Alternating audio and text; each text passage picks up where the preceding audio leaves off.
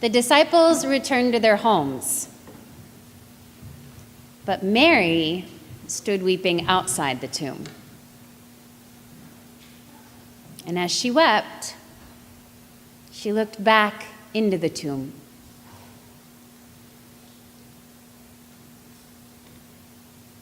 Have you ever been told to just get over it?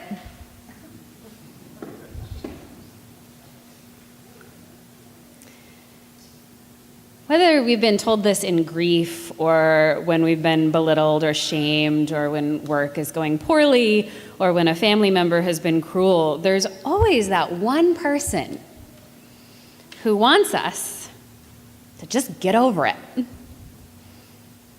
You're too sensitive. Suck it up. Don't let it bother you.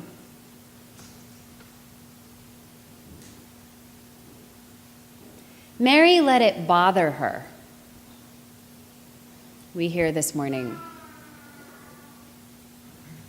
Mary let the death of her Lord, this forgotten, useless, preaching, healing man, killed to make yet another example of what happens when you stir up a little resistance to the military occupying your city during a busy festival time, on a day where many other people had many other important concerns. Bother her. She let it bother her.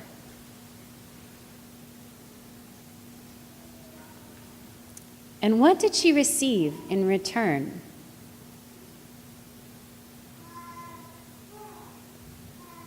Two messengers and a visit. A conversation. Through her tears, she did not initially recognize the form of her friend, her teacher, her ally. He saw her, though. He honored her grief enough to show himself to the one who waited in tears. He tells her to be the bearer of the good news, the first real evangelist, and warns her not to hold on to him. He's not returning to become the king and put everything under his control. He's not pulling one final magician's trick out of his hat to prove to anyone that he was who they thought he was. He's returning to show them that there is something on the other side of sacrifice, on the other side of being made an example. It's not permanent, his return. That's a crucial part of it. They are going to have to take their own hands and feet and hearts and make the world a place that doesn't kill men like him.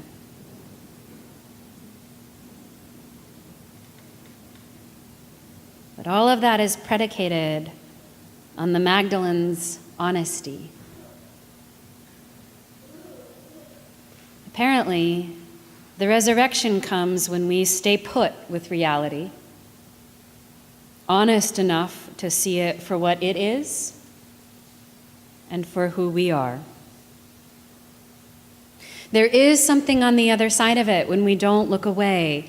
There is something beautiful on the other side of shame and rage and grief and Baghdad and Brussels and the destruction of the Africa Town Center in Seattle a couple nights ago. And what we're looking for, what we see on the other side, is not some picture of sunshine and daffodils. It's not some terrifying, eternally brightly lit daytime, but something real. A real body made from a crucified body,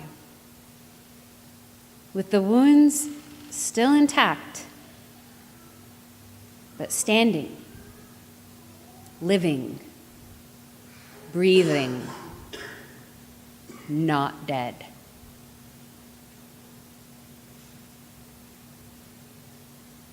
That same body. We see when the community comes together to brush up broken windows and making phone calls after a disaster to say, I love you.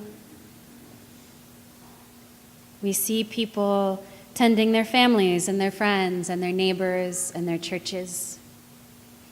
We see money going to help people recover, a way to say, I didn't forget you. We didn't forget you. You are not forgotten.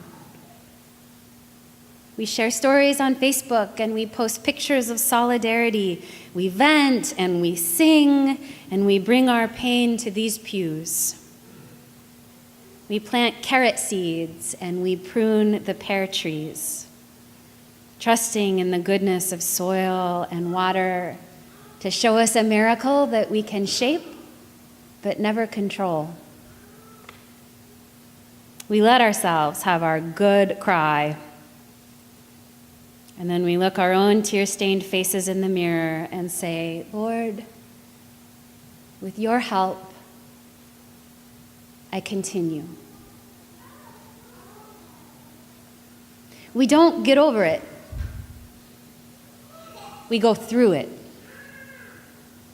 We link arms and rub each other's feet and bring each other food, and we continue, brave and trusting, feeling the massive communion of all the saints, those gone before us, those living now, and those yet to come with us, in our love and in our triumph. We take what we have, the reality of it, our actual lives, the loss and the struggle and the sorrow, our scarred bodies, and say, I can still use this for something new. The story does not end in the tomb. The story begins in the tomb. And because Mary cried and carry on, we can too. And we will.